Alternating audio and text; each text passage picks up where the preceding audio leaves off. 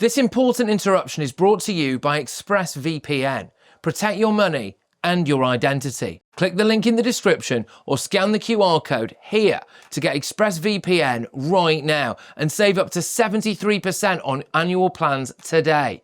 Right, let's get back into it. To those who doubt whether Britain can have any impact on the pathway of global emissions, the lesson of history is that we can. Thanks to the power of our example, now nearly 60 countries in the world have similar legislation. In 2019, under Baroness May, the UK became the first major economy to legislate for net zero by 2050, supported by the Labour Party and parties across this House. That was Energy Secretary Ed Miliband in July. Well, according to new research, things aren't working out so well for us in terms of net zero. The latest annual analysis from the Global Carbon Budget Project reveals that despite countries shifting to clean energy and renewables or net zero, global carbon emissions from fossil fuels will rise 1.1% this year. Now, the analysis shows that the shift to clean energy is insufficient to offset the rise in global energy demand. So is it time to abandon net zero? I'm joined by the head of policy at the Global Warming Policy Forum, Harry Wilkinson, and leader of the Climate Party, Ed Gemell. Evening, gentlemen. Ed, let me come to you first. You've done a sterling job for the last few years, Ed, in trying to convince the UK that there is money to be made in green energy and it's going to save us. Are you still right? Definitely. And I mean, I think obviously this is a scientific report that we're using to get started with. So the fact that actually we're not doing as well as we should be doing globally doesn't take away from the opportunity for Britain in getting it done, showing the world how to do it and selling our wares to the rest of the world. I don't go with Ed Miliband's very altruistic way of looking at it. And he's very much looking at this idea of us leading the world and showing by our great example. I think we should be leading the world and showing by our innovation, our industry, our growth, our financial prowess, and then selling on our products to all the rest of the world because we've done it, got there, innovated, solved the issue, and now we are the shop opened up for the rest of the world and selling to them. And in terms of figures, it potentially can put £1 trillion onto our economy in 2030. That's £20 billion a week. But take that when you had your 350 million a week for the NHS and we talked about Brexit. This is 60 times more in terms of potential.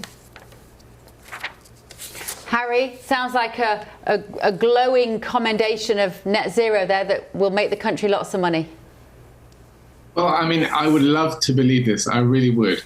It sounds so wonderful. But the reality is Britain is now labouring under the most expensive industrial electricity prices in the world. We're the second highest in terms of IEA members, in terms of domestic electricity bills. This is really a disaster. And all we've been doing is transferring those industrial activities from UK-based facilities. Those have been labouring under these high energy costs, and therefore we've been importing these products from abroad. So this isn't the kind of example that Ed Miliband or Ed Gemell is talking about. All we've been seeing is us losing jobs and other countries gaining those jobs at our expense. Every time you're online, your money and your identity are at risk. Scams now make up nearly 40% of all crime in the UK. That's thousands of attacks every single day. In Britain, someone has their identity stolen every 2 minutes, leaving victims with wrecked finances and years of stress. The threat is real, and you could be next. ExpressVPN is your shield against criminals. It locks down your devices, hiding your personal information and financial details from hackers, scammers, and anyone else looking to exploit you. So whether you're checking your bank, shopping, or just browsing, ExpressVPN makes you invisible to prying eyes trying to steal your money and your identity.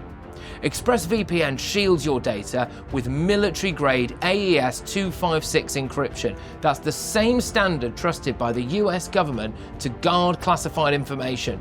This is the highest level of online security you can get. So don't wait for disaster.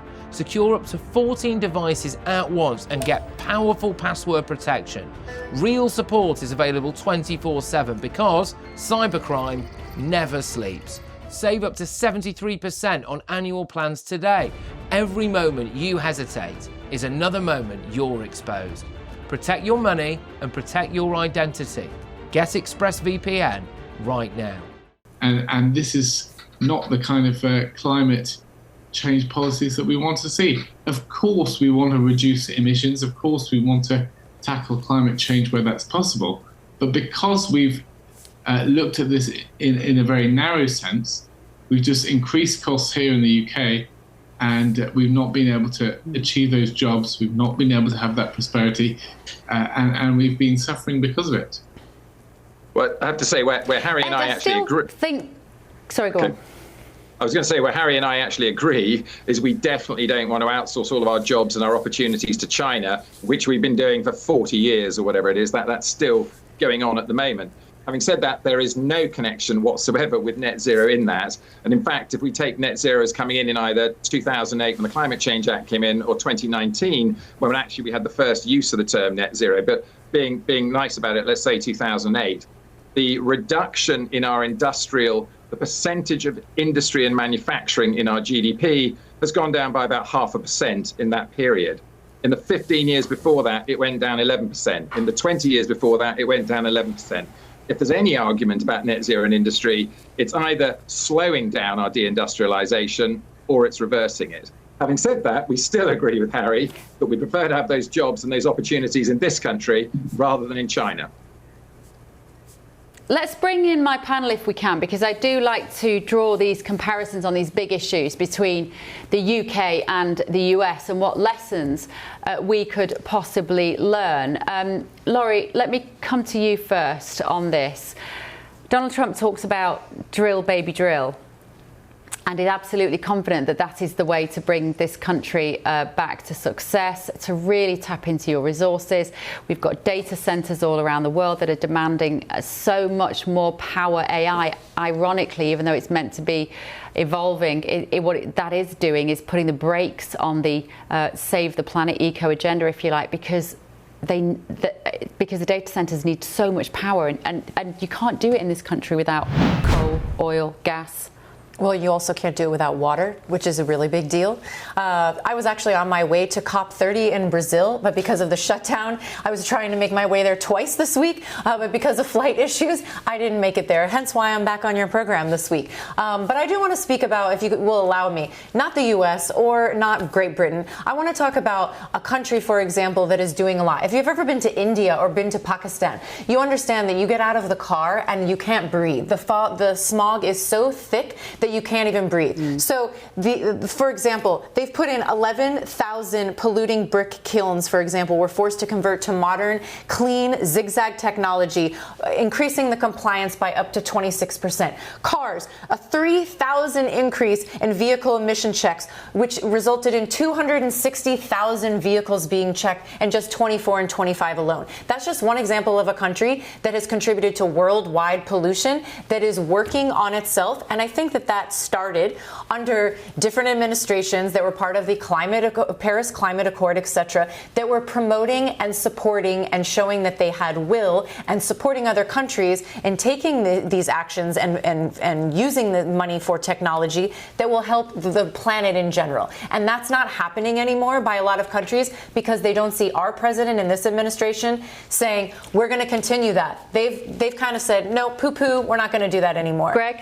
Yeah, Ed Miliband, it's like it's 2021 again. I mean, I think the world has changed. Bill Gates came around last week and kind of came clean and being a lot more reasonable and a lot using common sense for a change. And so look, this thing has been a failure. We've seen it blue state, red state here in America. Gasoline is at $5 a gallon in California, where Governor Newsom has Ed Miliband kind of, net zero policies and EV mandates and all this other nonsense.